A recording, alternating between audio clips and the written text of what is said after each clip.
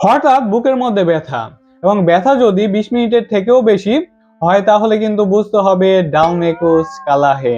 যাই হোক, মজার বিষয় বাদ দেয়, তাহলে কিন্তু বুঝতে হবে খুবই খুবই ভয়ঙ্কর সমস্যা। কারণ যদি 20 মিনিটের থেকেও বেশি বুকে ব্যথা কিংবা বুক ভারী ভারী লাগে এবং তার সাথে সাথে ব্যথা যদি বাঁ পাশে সরিয়ে যায়, যেমন চোয়াল, পিঠ, বুক এদিকে যদি সরিয়ে যায়, তাহলে বুঝতে হবে আর হার্ট অ্যাটাক হয়েছে। সঙ্গে আরো কিছু লক্ষণ আছে, যেমন শ্বাসকষ্ট এবং শরীর যদি ঠান্ডা হয়ে যাচ্ছে কিন্তু তবুও শরীরে ঘাম হচ্ছে, এমন যদি হয় তখন কিন্তু আমরা তাকে হার্ট অ্যাটাক বা মায়োকার্ডিয়াক ইনফ্রাকশন বলে থাকি। এই ধরনের সমস্যা হলে পেশেন্টকে অতি দ্রুত সম্ভব হসপিটালাইজ করতে হবে।